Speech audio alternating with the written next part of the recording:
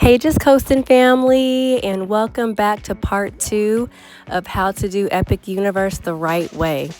When we were last together, we were ending off in Dark Universe. So after that, I would recommend going over to Isle of Burke. It is such a massive, massive land. It is immersive. It is beautiful.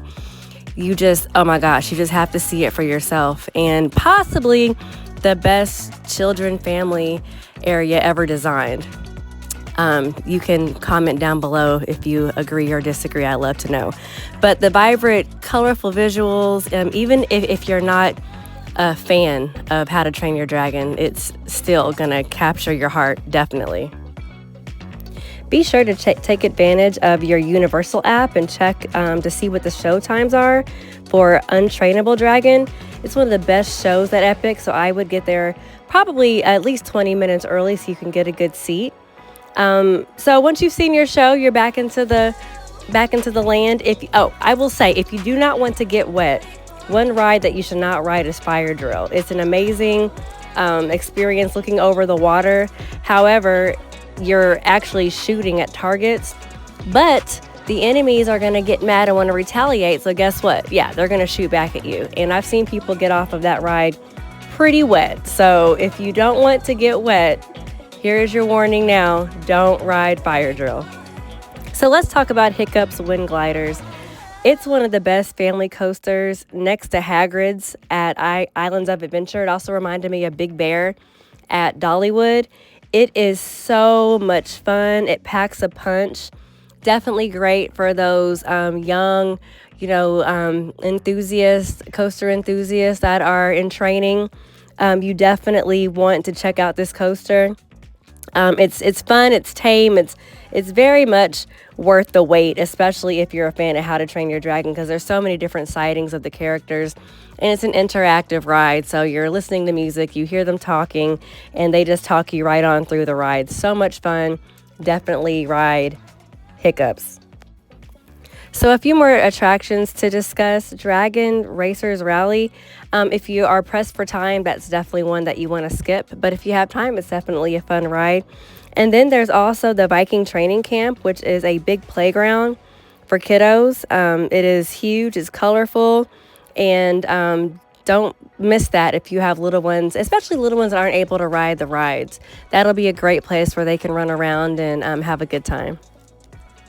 So let's talk food in the Isle of Burke. Unfortunately, I was not able to try the food. However, my friend that I discussed in my first video, that's been a million times literally, has some great recommendations that I would love to share with you all. So let's start with Mead Hall. It's a gigantic restaurant in the back that offers a pretty big menu. It's recommended to either do lunch or dinner there. It's an actual sit-down situation. So when he went, he had the meatballs with the sweet potato mash and ancient greens. But he said his absolute favorite was the salmon. He said that it was seasoned and juicy to perfection. And that's definitely a meal that you have to try there. And if you're in the mood for a unique snack, the most unique snack in the whole park is the Dragon Spitfire Cone. So it is a cone-shaped everything bagel that has macaroni and cheese, pulled pork, and chimichurri sauce inside of it. My friend James literally said that he was addicted by the first bite, literally.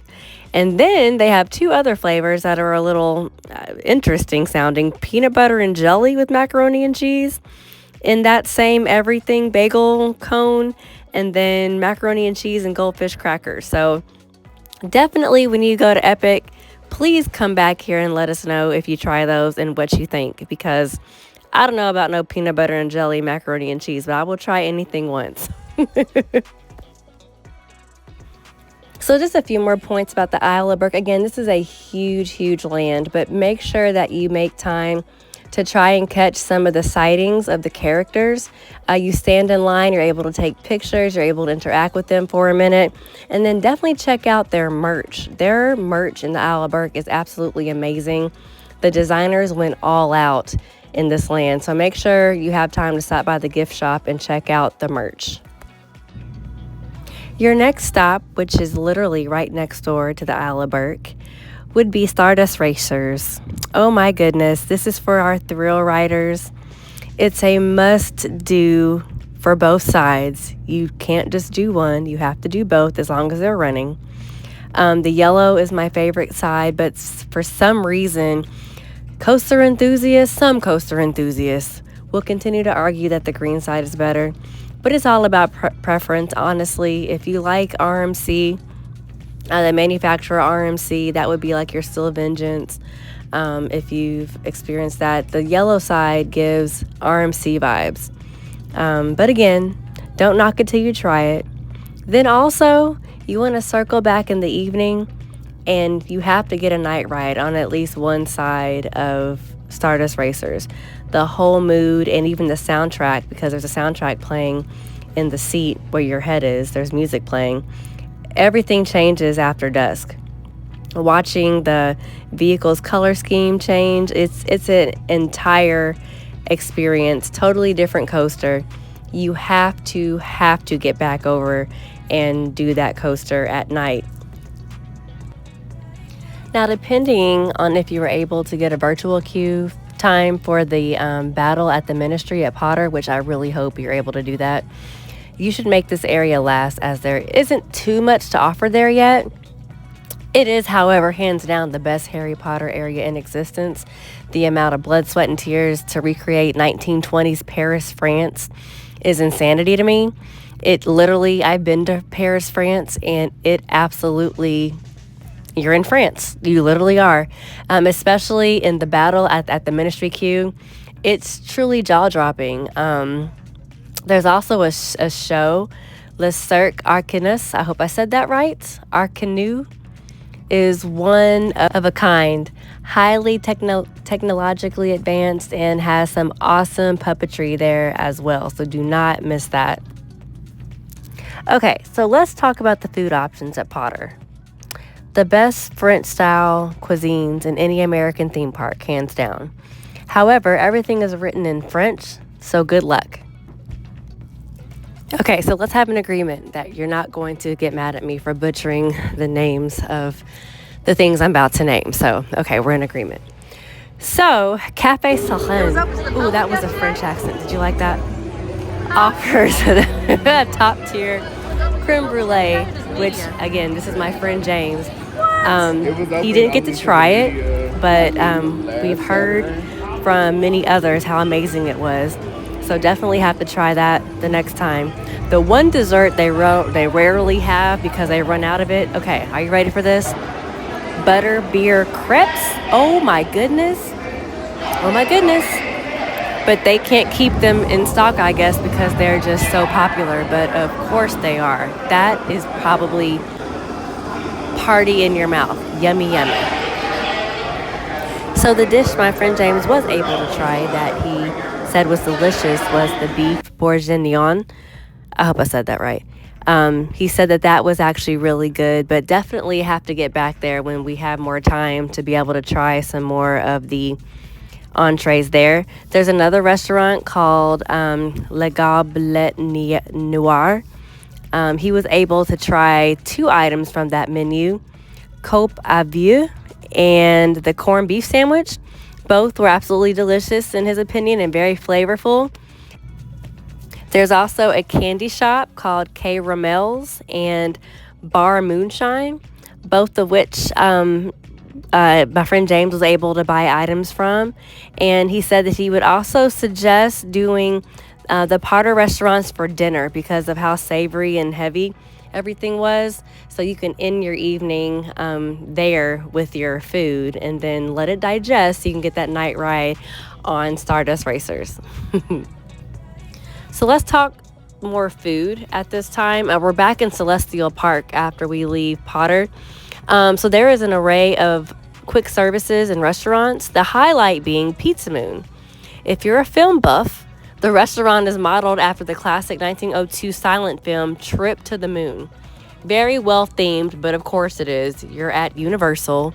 Not surprising, but what were surprising were how great the prices were and the sizes of your portions. So you get your pizza and your salad and dessert are all included for a great price. So you would want to do this for dinner because at lunchtime, the line is out of the door and you have to wait a very long time. But at dinner time, you can just walk right on in. It's so much easier to order and you get your food much faster. My friend James, he recommends trip to Vesuvius Pizza and the brownie with the marshmallow melt on top. He said that it was pretty heavy, so maybe be prepared to share that. And then some other friends fell in love with the mushroom pizza. But overall, there's 7 other options to choose from. But unfortunately, there are no create your own pizza. So if you have somebody that's really picky with their pizza, that may not be the best pizza spot to go to. So heading back out into Celestial Park, so there's Starbucks. It's located right next to the ice cream hut called Frosty Moon.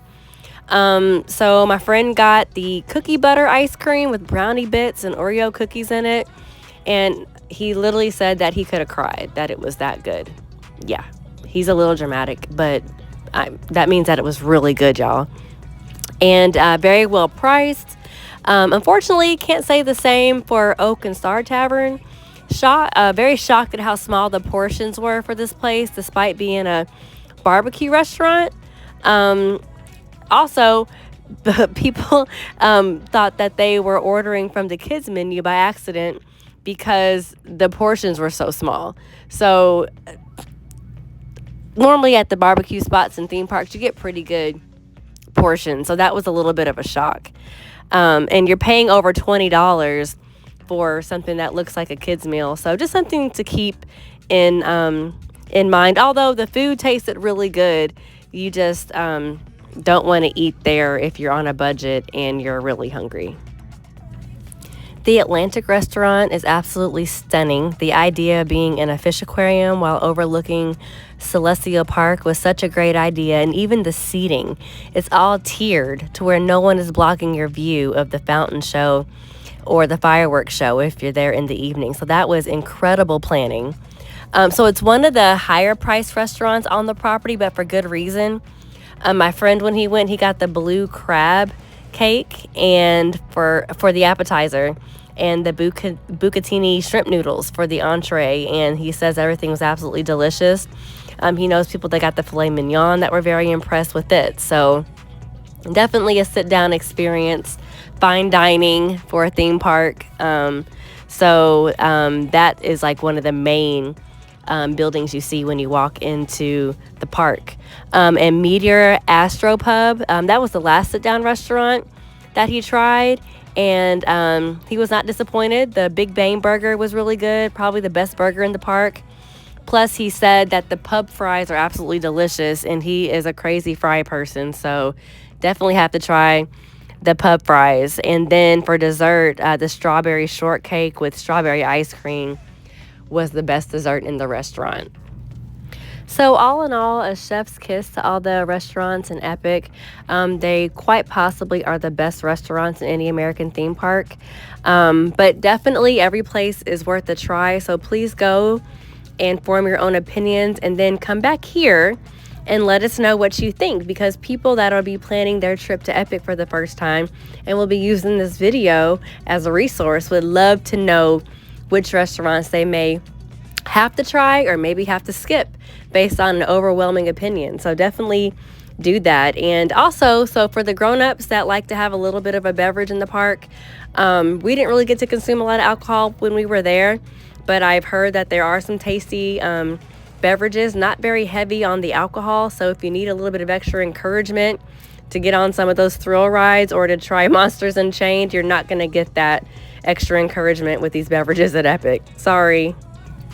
Okay, so let's wrap this up with a few takeaways, some FYIs. Don't buy merch right away because you don't want to carry around bags of items all day and then you lose it somewhere, and it just isn't a great thing. Now, if you have somebody that doesn't ride rides that could hold your stuff, that would be okay, but still, all of the merchandise shops up front, in the front of the parks, they open after the park closes, so you'll have plenty of time to buy anything that you want before you leave.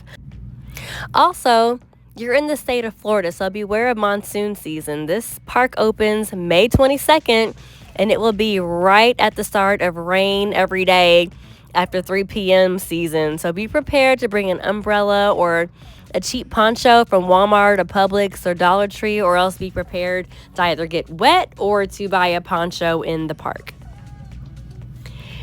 And just Coastin family, it will be hot, so stay hydrated. Bring those water bottles, fill them up as much as possible, because those trees are little baby trees. So there's not a whole lot of shade at that park. So please don't pass out from heat exhaustion in front of these new team members. They don't need the trauma of that happening. So please stay hydrated. Also, ask questions. It's a brand new from the ground up park. So don't be afraid to ask the team members any questions that you have, because they'll be happy to get those answers for you. Most importantly, also, don't be mean to the team members. It's not their fault that attractions aren't behaving the way you want them to. These rides are still in infant stages, and they are constantly going up and down in operation. So please be understanding and know that it's for your safety. If a ride is down, go eat somewhere, get some air conditioning, relax your mind, and then come back to it. And last tip, if you have time to spare, sit down somewhere in Celestial Park and just look around and just take in all the sights and sounds, the fountain shows. Check out the stunning Helios Hotel if you have a chance. Universal truly went all out and did what they had to do as sort of a checkmate to Disney. So appreciate that and soak it in. Universal has literally forced any American park to have to step their game up in literally every single category, from attractions to the sights to the food to the experience. And you're so lucky to be there. You will see it when you go. If you have any more questions, definitely don't hesitate to comment below, and I'll be happy to help you get through these days or the day at Epic. I hope this video was helpful. We're almost to 1,000 subscribers. Please support the channel. So much more content's coming out. Thank you so much, and I'll see you in the next video.